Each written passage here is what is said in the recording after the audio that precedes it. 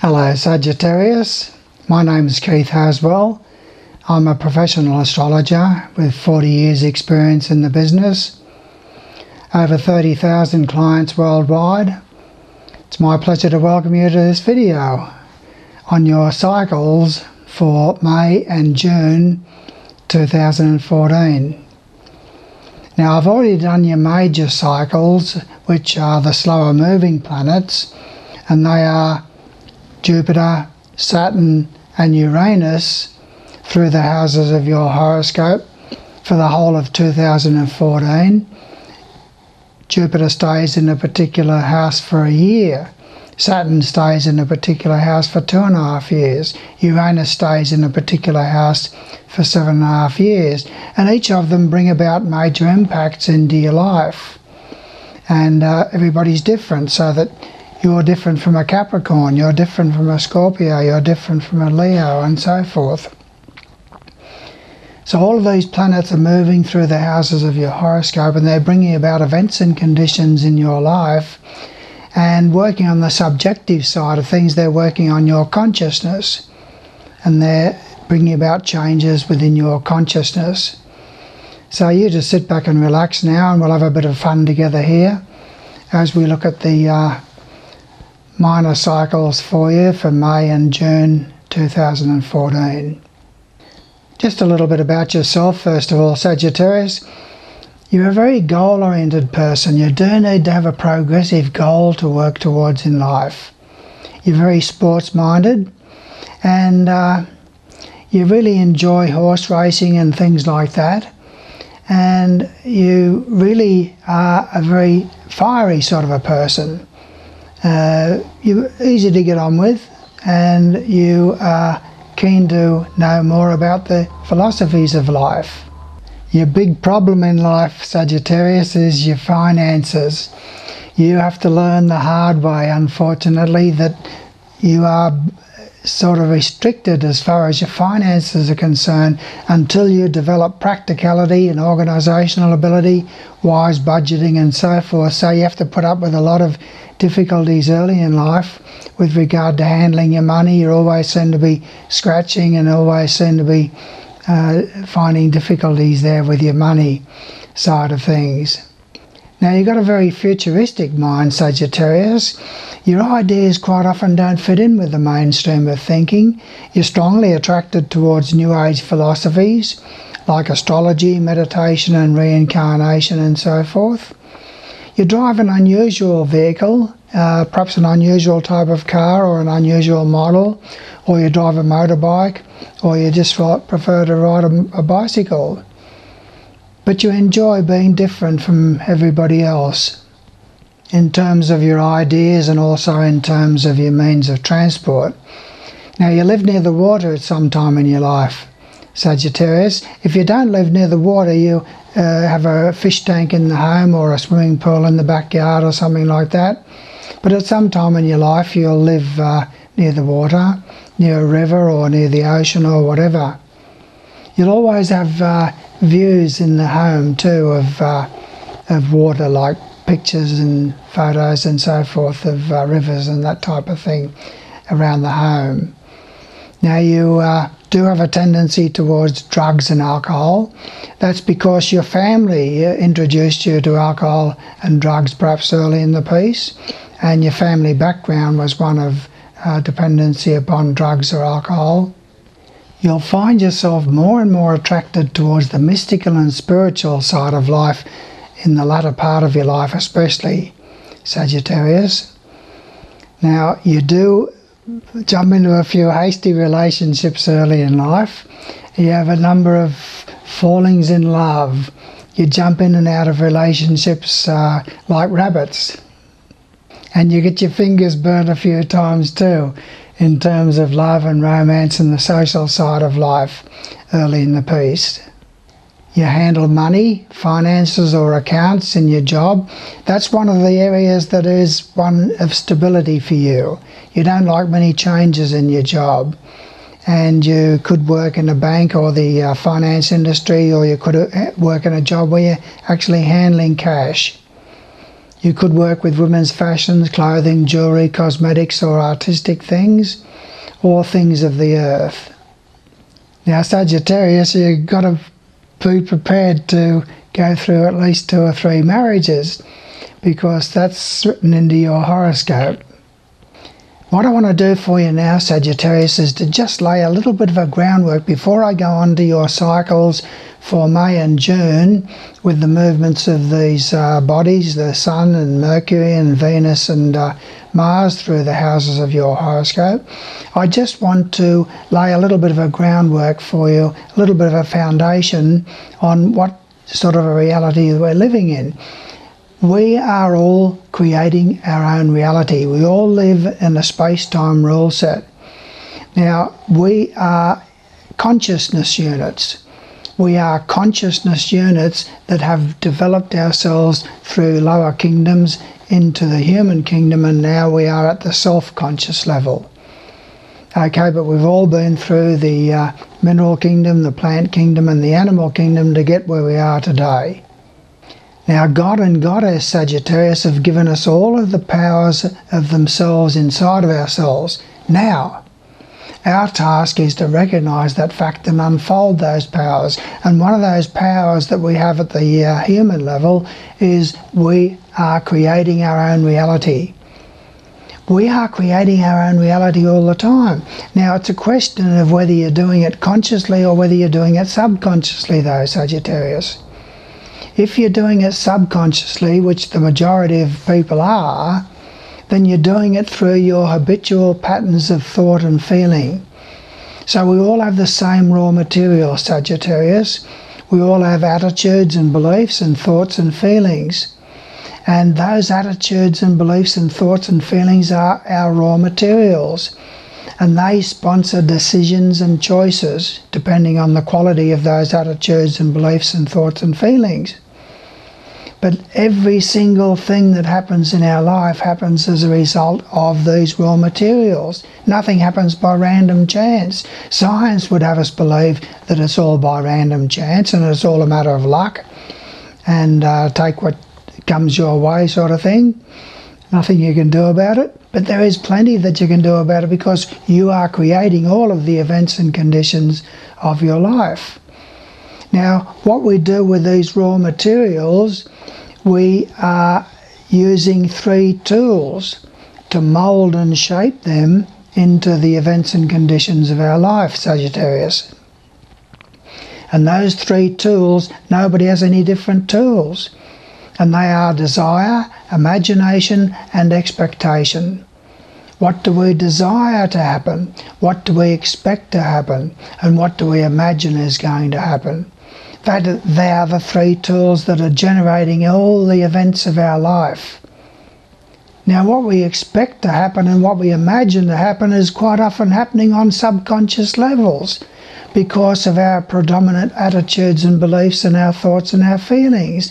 So if we have attitudes and beliefs about finances, that life is a financial struggle for me, what are we going to attract into our life as conditions and events towards money?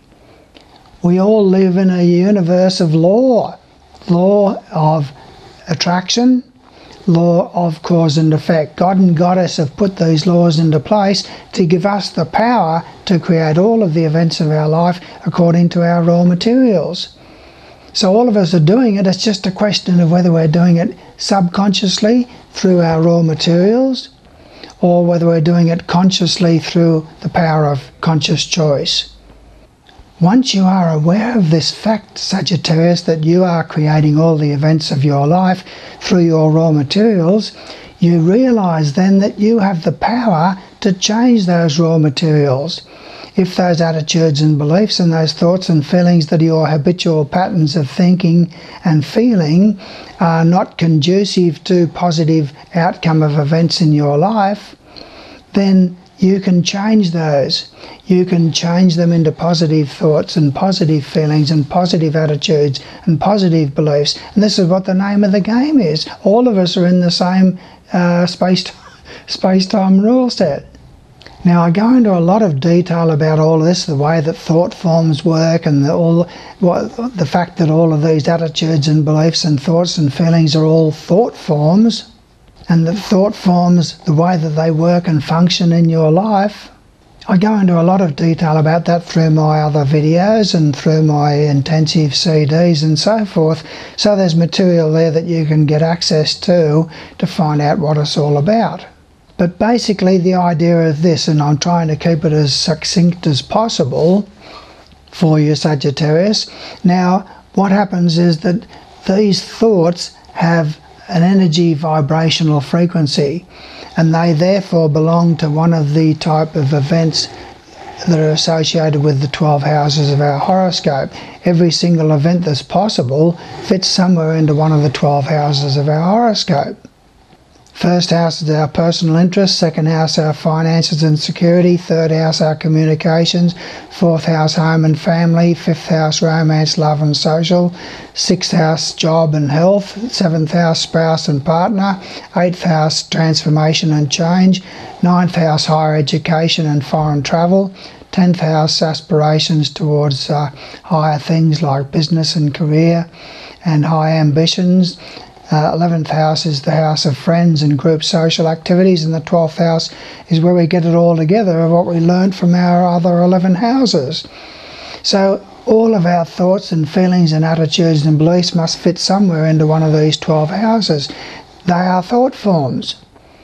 And as these planets move around the zodiac in the year, Mercury moves right the way around the whole 12 of the houses in a year, and so does Venus and so does the Sun. So this is what I'm dealing with here for you, Sagittarius, is the movement of these bodies through the houses of your horoscope, and as they move through the houses of their horoscope, they activate these thought forms that are primed for manifestation into events and conditions in your life. They activate them into an event.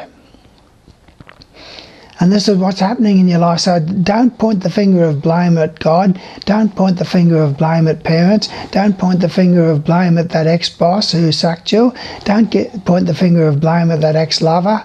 Don't point the finger of blame at that sibling or that friend who let you down, or that abuser who abused you. Don't point the finger of blame at them, because you are creating all of the events and conditions of your life.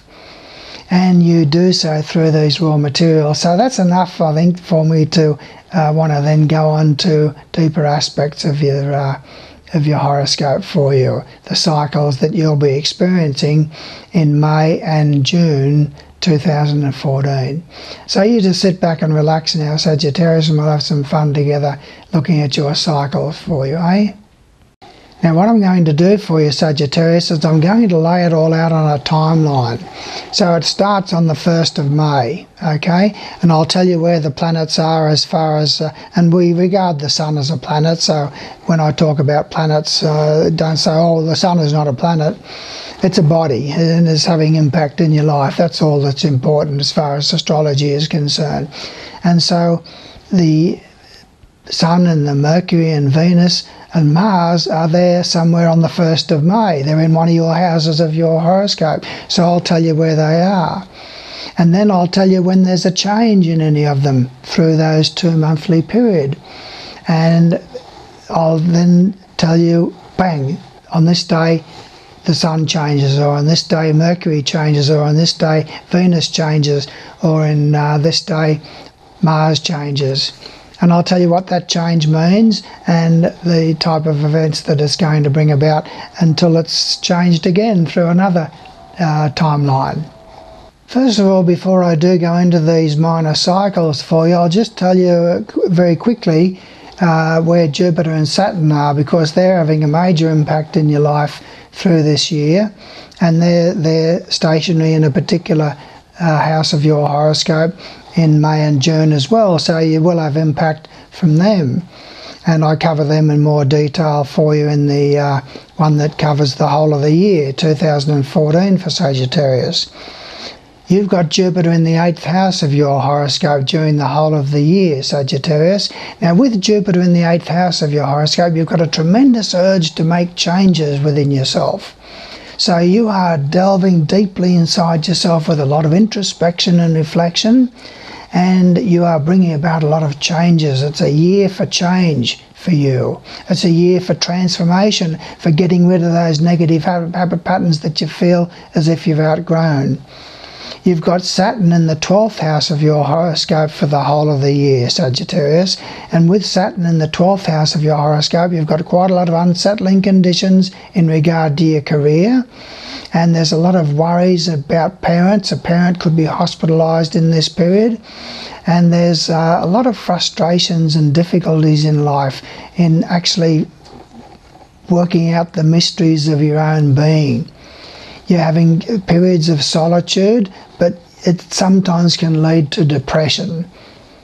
Now, getting back to the timeline of the minor bodies for your Sagittarius, you've got the Sun in the 6th house of your horoscope, and you've got Mercury in the 6th house of your horoscope on the 1st of May.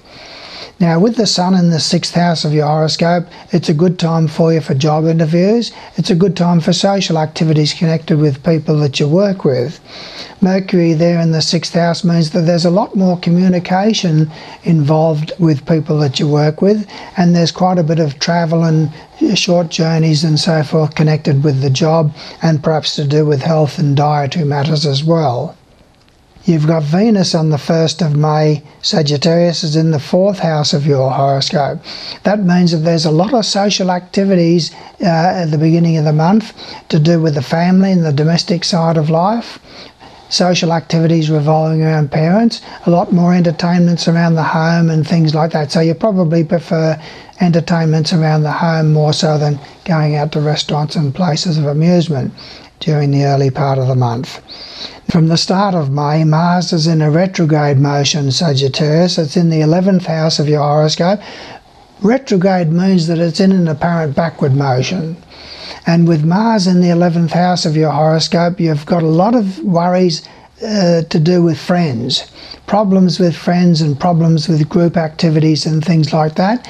Your mind is going back to the past all the time. So there's a lot of stresses and tensions revolving around friends from the past, worries about the past, things that have happened in the past and so forth. So you seem to be throwing a lot of your energies there towards the past with regard to friends and group activities during this early part of the month. Now, the first change, Sagittarius, to the status quo there is on the 4th of May when Venus moves into the 5th house of your horoscope. Now, with Venus in the 5th house of your horoscope for about 30 days or so, or a little bit less, or a little bit more, it's a very, very good time for you for romance and love and social activities. It's a good time through children. It's a good time to get out to places of amusement like restaurants and to generally get out and have a lot of fun. Okay, it's going to bring a lot more music and dancing and things like that perhaps into your life on the social level. On the 8th of May, Sagittarius, Mercury moves into the 7th house of your horoscope, beginning a period which will see a lot more communication with the general public in some way, either connected with your job or whatever, and is going to see a lot more communication between yourself and your spouse as well. On the 21st of May, Sagittarius, Mars starts going direct. It's still in the 11th house, but it starts going direct. So there'll still be a lot of tension involving friends and perhaps a lot more happy activities connected with club and group social activities and things like that, perhaps to do with sporting interests and that sort of thing. And your sexual energies, if you're in the market for a relationship, the sexual energies are being projected more towards the future instead of worries about the past and how things went wrong here and so on and so forth while it was in retrograde. Now it's in a direct motion there from the 21st of May, Sagittarius. Now on the 22nd of May, the Sun moves into the 7th house of your horoscope. The 7th house is the house of your spouse or partner. And with the Sun being in the 7th house for 30 days, it's going to see a lot more social activities there with your spouse or partner if you have one.